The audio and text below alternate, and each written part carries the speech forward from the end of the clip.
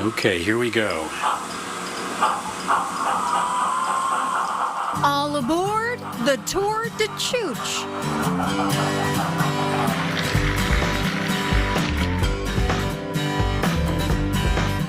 Over 24 model railroad hobbyists are cleaning their tracks, dusting off their scenery, and getting ready to open their doors to hundreds of people curious to see their mini masterpieces.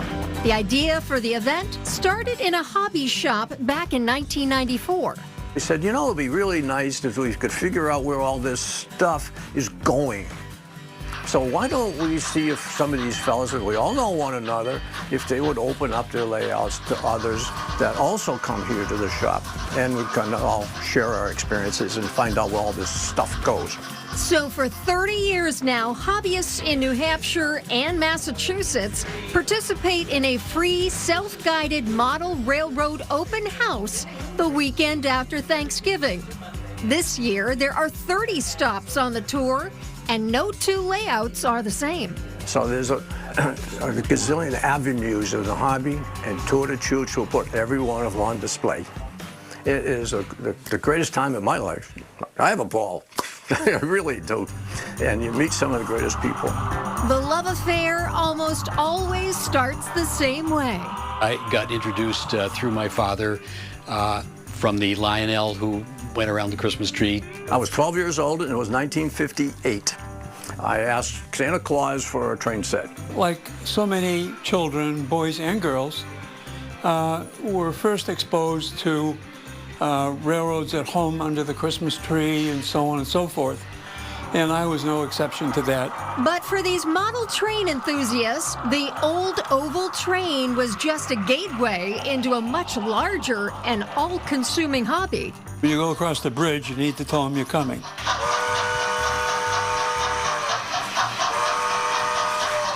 It's a quantum leap beyond the Christmas tree and the oval, you know? The Tour de Chooch stops in Salem at James Fall's home, where he has a whole room dedicated to his layout.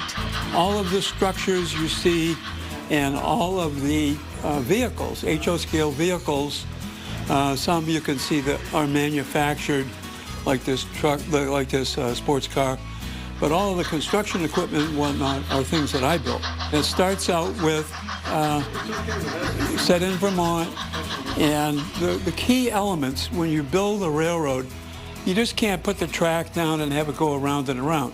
That's pretty boring. So what a good model railroad does, and I hope mine captures some of that, is you have to pick a time frame, and the time frame here is late 40s, early 50s. And then you have to figure out how does the railroad make money? It can't just stand alone. It's got to make money. So what I did was I built the granite mine up there on the weekends when it's quiet and whatnot.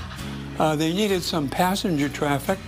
So I built a nudist camp for the train to take people to the camp in the good weather. While James's layout has a story and a sense of humor, drive to Bruce Robinson's stop in Newton, and you can find a layout that is all business. All the trains are orchestrated to run on a schedule against a fast clock, and with a crew of 8. There's 8 bodies in there. So if you come visit here, what you're going to see is the model railroad world of operations.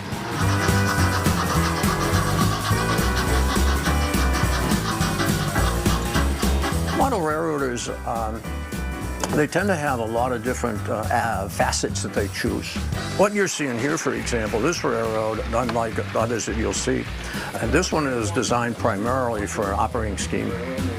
What that means is this railroad is designed and built from day one to mimic what real railroads do.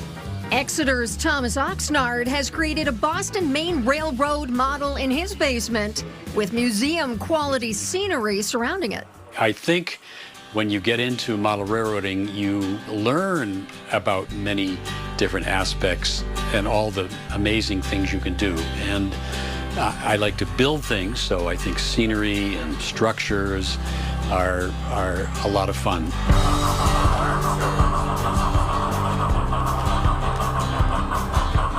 I think we all start off often as a solitary lone wolf, it's called, and then we seem to find other people who have similar interests, and that makes it a lot of fun to share your knowledge and share that information. The Tour de Chooch has been great in that it allows people to come in and see all of these aspects of model railroads, of your design and where did that come from. Sometimes you talk about construction, and some of it is the scenery and how did you do this and how did you do that, and so it's a lot of fun talking to obviously these families, parents, but kids, to try to inspire them. And what's unique about the tour is there's no organization. There's no officers, there's no money passes hands. It's like, you're gonna lay out at home. Would you like to do a Tour de Chooch this year? And that's how it works. But 30 years we've been doing that same model. I think there was somewhere over 100 model railroaders that have opened their doors and invited the public in just because they like to do it.